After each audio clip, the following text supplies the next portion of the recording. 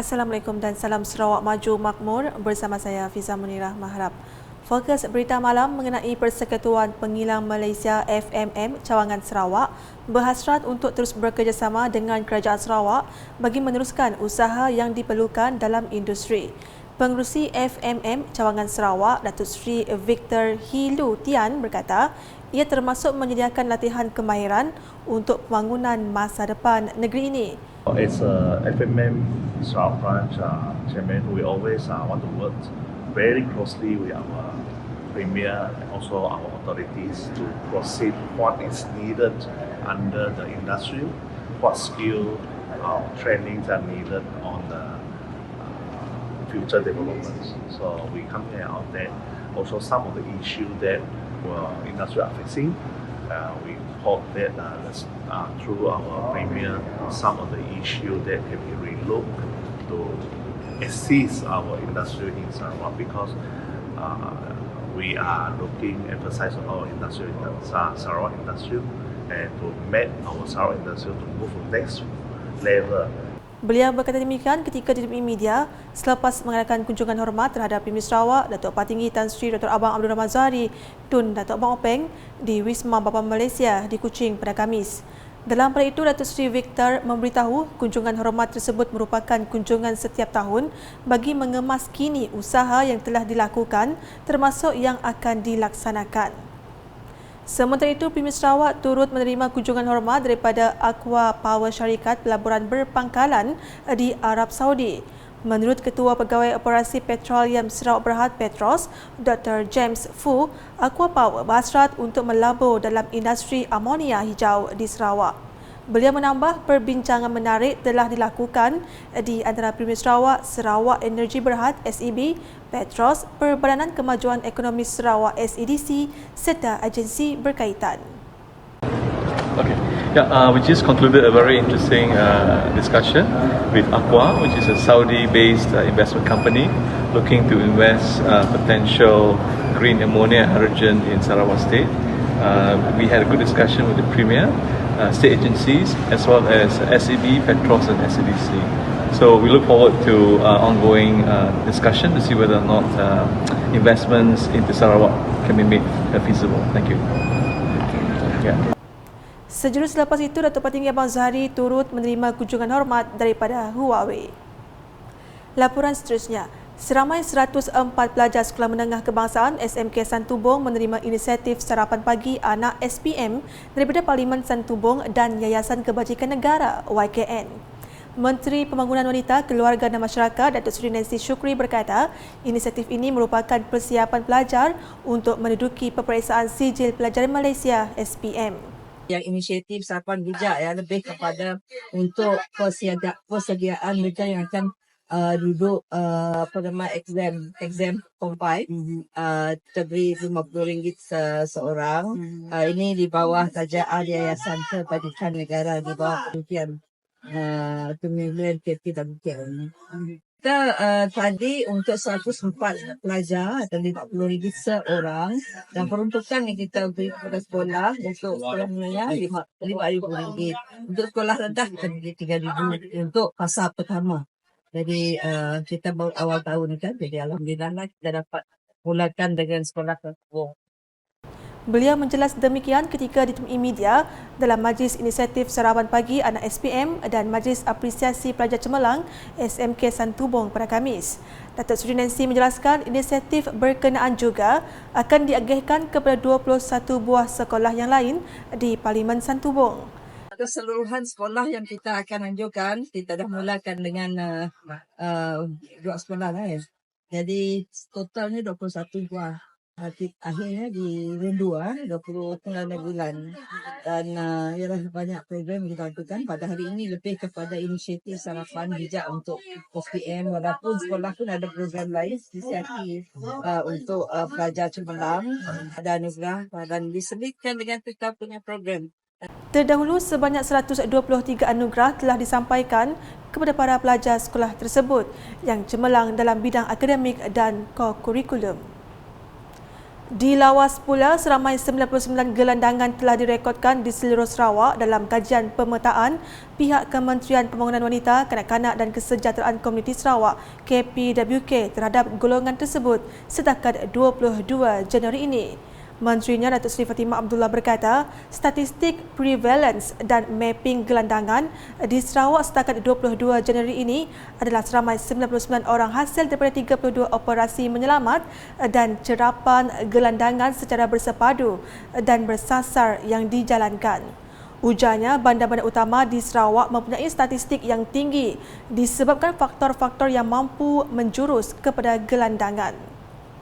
Di Sibu ya, bandar besar seperti Kuching, bandar yang menjadi tumpuan ya, bandar Kuching, bandar Sibu, bandar Bintulu, bandar Miri orang mendatang dari berbagai tempat untuk mencari pekerjaan. Some of them end up homeless, tidak ada pekerjaan, tidak ada tempat tinggal ya, sebab tempat sewa ataupun rumah sewa mahal. Beliau berkata demikian semasa operasi bersepadu menyelamat gelandangan di Majlis Daerah Lawas dan Bandar Lawas pada Selasa. Untuk rekod profil gelandangan tetap yang direkodkan oleh Majlis Pembangunan Sosial MPS Sarawak dan Jabatan Kebajikan Masyarakat JKM Sarawak dalam tempoh tersebut adalah 73 lelaki dan 26 perempuan dengan bandar-bandar utama iaitu Kuching seramai 32 orang, diikuti Sibu seramai 17 orang, Bintulu seramai 13 orang dan Miri 9 orang. Selain itu, katanya gelandangan yang mempunyai sakit mental akan dirujuk kepada pihak Jabatan Kesihatan Negeri Sarawak JKNS. Satu daripada cabaran yang kita hadapi ialah gelandangan yang ada kes mental ni. Yang lain kita selamat, kita boleh bawa ke TTG, tapi yang ada isu mental ini yang paling sukar. Sebab di TTG tiada staf yang dilatih untuk menyantuni gelandangan yang ada isu mental. Kita selalunya rujuk balik kepada pihak Jabatan Kesihatan ya. Dalam pada itu, Datuk Seri Fatimah memberitahu sebuah pusat sokongan sosial komuniti CSSC bakal ditubuhkan dan dibina di Banting bermodelkan tempat transit gelandangan TTG bagi menyediakan perkhidmatan tempat transit sementara bagi gelandangan. Dalam program berasingan, Datuk Seri Fatimah berkata kementeriannya sentiasa komited untuk membantu pesakit-pesakit buah pinggang yang memerlukan rawatan hemodialisis. Menurutnya, beliau pernah membentangkan di Kabinet untuk permohonan peruntukan kepada pesakit buah pinggang bagi membantu mereka menjalani rawatan hemodialisis kerana kos mencuci buah pinggang sangat membebankan. Tambahnya, kos rawatan dialisis di swasta dan pertubuhan bukan kerajaan NGO mampu mencecah RM120 ke RM300 bagi setiap sesi yang perlu dilalui 3 ke 4 kali seminggu selain kos pengangkutan. Jadi untuk membantu pesakit buah pinggang, jadi kita bentangkan satu kertas kabinet untuk dapat kelulusan daripada kerajaan negeri, memberi peruntukan bagi membolehkan kita membantu pesakit buah pinggang yang terpaksa menjalankan hemodialisis ini di klinik dialisis swasta ataupun NGO. Ini dia. Kemudian selain daripada itu, kita juga masukkan untuk bantuan pengangkutan. We kept it ya, bantuan pengangkutan. So alhamdulillah diluluskan oleh Majlis Mesyuarat Kabinet Negeri, and we are able to provide assistance since 2005. Dan setelah diluluskan, kita telah minta pihak Jabatan Kebajikan Masyarakat untuk mengimplementasikan. Beliau berkata demikian ketika berucap dalam majlis penyerahan mesin hemodialisis bantuan khas pesakit buah pinggang di Hospital Daerah Lawas pada Selasa.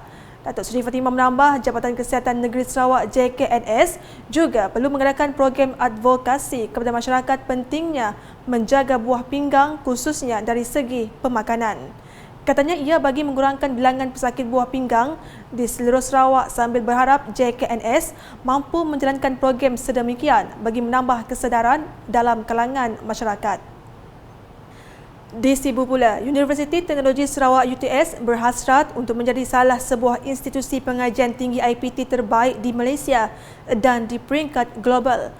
Timbalan Menteri Pendidikan, Inovasi dan Pembangunan Bakat Sarawak merangkap pengerusi UTS, Datuk Dr. Anwar Rapaim berkata, untuk mencapai matlamat tersebut, UTS perlu memperjuangkan pelbagai inisiatif untuk meningkatkan kualiti pendidikan, penyelidikan dan pengurusan universiti. Beliau menekankan bahawa kecemerlangan pelajar adalah antara faktor kritikal yang dapat menarik ahli akademik yang berkualiti ke UTS selain menyediakan kemudahan yang seiring dengan perkembangan terkini dalam seni dan teknologi. Ke arah itu, menurutnya UTS perlu memberi tumpuan terhadap penciptaan persekitaran pembelajaran yang menekankan pencapaian akademik yang tinggi sambil membangunkan kemahiran dan pengalaman pembelajaran yang menyeluruh bagi pelajar. I'm very confident that with the attractions of the academicians to come over to UTS, we will able to succeed in terms of improving our ranking. You see, there are a lot of factors to attract the good academician to stay in UTS. Number one is, of course, the bright students. As I was told that a lot of the academicians will prefer bright students to come in, only then they want to come in. Number two is, of course, the facilities. Okay? Facilities-wise is very important, and you know that when a university which provides a technological or technology streams or field, the facilities must also go along with the improvement or with the latest development. Katanya ketika ditemui bual media selepas melancarkan 11 buku ilmiah terbitan Pusat Penerbitan UTS di Pusat Sumber Akademik UTS Sibu pada Rabu. Ditanya mengenai kedudukan semasa UTS di Malaysia, Datuk Dr. Anwar menjelaskan bahawa UTS yang baru 10 tahun penubuhannya belum memperolehi kedudukan rasmi dalam penarafan universiti kerana setiap universiti memerlukan lebih daripada 25 tahun untuk menerima penilaian tersebut. So in other words, that we have to improve or to increase our ranking not only among the university in Malaysia, but of course the worldwide. As you know, ranking is very important to attract not only the students, but more importantly to attract a high qualified, brilliant academician, so that they can come and contribute to the state of Sarawak. So the spin effects of improving our ranking is very important, and of course it also reflects the quality of education in that particular university that we are giving to the students. So therefore, the second part of our work to improve the University of Sarawak is not only to give free education, but also to give a high quality education. Manakala di Lundu, di mana masyarakat khususnya pelajar diseru agar terus menjadikan pendidikan sebagai salah satu jalan untuk mengubah kehidupan diri dan keluarga ke arah yang lebih baik. Adun Opar Billy Sujang berkata, kekurangan dan pahit manis kehidupan perlu dijadikan sebagai sebuah motivasi, inspirasi dan kekuatan untuk berjaya dan keluar dari kelompok kemiskinan. Menurut beliau, seseorang itu harus terus menimba ilmu walaupun sudah bekerja kerana masih banyak ilmu tidak formal yang boleh dipelajari bagi menambah kualiti seseorang sebagai pekerja suatu hari nanti. Beliau berkata demikian semasa menyampaikan ceramah ringkas pada program kesedaran pendidikan untuk murid Sekolah Kebangsaan SK Pasir Tengah di Lundu pada Rabu. Justru beliau berharap agar murid-murid di SK Pasir Tengah akan terus maju jaya dan menjadikan pendidikan sebagai satu keutamaan dalam hidup. Dalam majlis tersebut, Billy berkesempatan melawat pameran kerjaya dan sekitar SK Pasir Tengah. Menurut beliau, pihaknya juga bersedia untuk membantu pihak sekolah dari segi pembangunan infrastruktur dan aktiviti sekolah di masa akan datang. Sekian edisi malam bersama saya Fiza Munirah. Berita berlanjut boleh didapati di semua platform media sosial UKAS termasuk portal ukas.sarawak.gov.my dan UKAS channel di YouTube. Sebelum mengakhiri berita UKAS, saksikan serotan Majlis Inisiatif Serapan Pagi Anak SPM dan Majlis Apresiasi Pelajar Cemerlang SMK Santubong pada Khamis. #Saluran Informasi Rakyat Salam UKAS.